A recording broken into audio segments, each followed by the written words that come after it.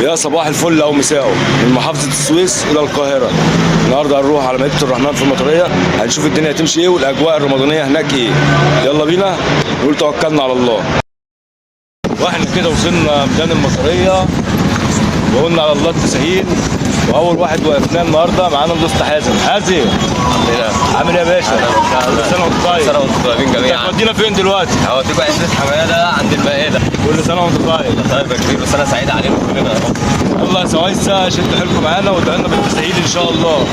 احلى مسا عليكم يا سوايسة، كل سنه وانتم طيبين.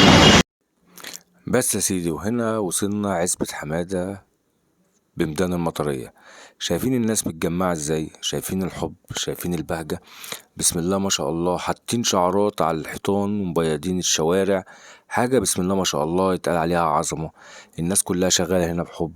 الناس دي جاية من جميع أنحاء الجمهورية، مش عايز أقولك من جميع أنحاء الجمهورية بس، لأ دي ناس جاية من دول العالم تحتفل مع المصريين باليوم ده.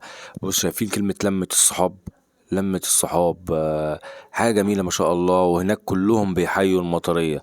في كلام كتير رمضان بلمتنا، في كلام كتير قوي جميل جدا. شعارات حاطينها عزبة حمادة بميدان المطرية.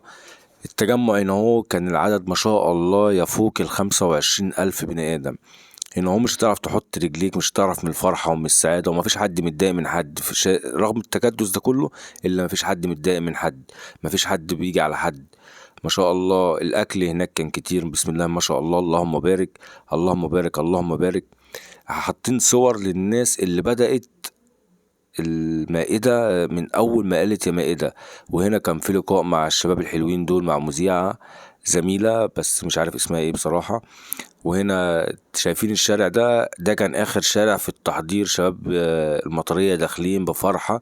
وهناك كل شباب المطرية كل شارع ماسكوا مجموعة. بص المجموعة قد ايه بسم الله ما شاء الله، فوق ال20-30 واحد هناك عشان يفرقوا الشوارع. كل مجموعة لابسة لون معين. وهنا جابولنا بنانيس، شاب جميل كده اهو لابس فانيس وجه يحتفل مع الناس. وهناك في بلوجرات كتير وفي صحفيين كتير. وهي رحلة بناسها بتحلى. شايفين الشعار اللي على الحيطة ده؟ هي رحلة بناسها بتحلى.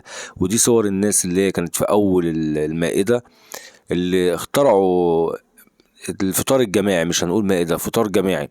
ان ده مش مائدة، دي بسم الله ما شاء الله ده فطار جماعي. فالفطار الجماعي بيعتمد على ايه؟ كل واحد بينزل حاجة من بيته. بس الموضوع تطور وبقى في رعاة وفي صحفيين، وبقت عاملة ضجة في العالم بصراحة.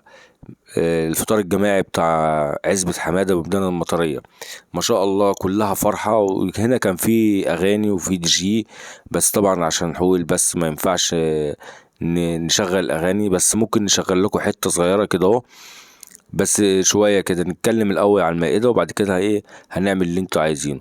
هنا شايفين الناس في البيوت فرحة. الناس هنا كانت فوق السطح وفي البيوت وعلى الشارع وعلى الأرض، في كل حتة فيها ناس ما تعرفش تحط رجلك.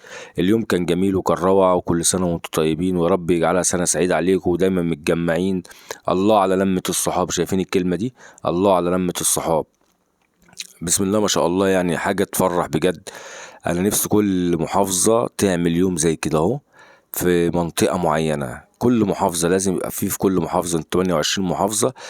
بص الناس بسم الله ما شاء الله، يعني ما تقولش استاد القاهرة، ما تقولش ماتش كورة، لا الموضوع اكبر من كده. بص حريم، رجالة، شباب، ناس كبيرة، اطفال صغيرة، كل واحد شايل ابنه على كتفه. شايفين المنظمين واقفين فين؟ فوق السماعة بتاعت الدي جي. وهنا كنا فطرنا وابتدت المطرية تحيي ناسها وتحيي أهلها. بسم الله ما شاء الله، يعني حاجة تفرح بجد. فهسيب لكم حتة بقى ايه وانا خارج كده من الميدان.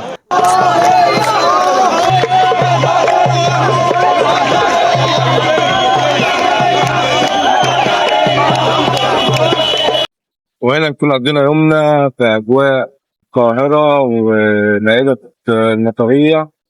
ودي كانت آخر حاجة لنا نكمل المترو وحط المرج. يلا أشوفكم على خير.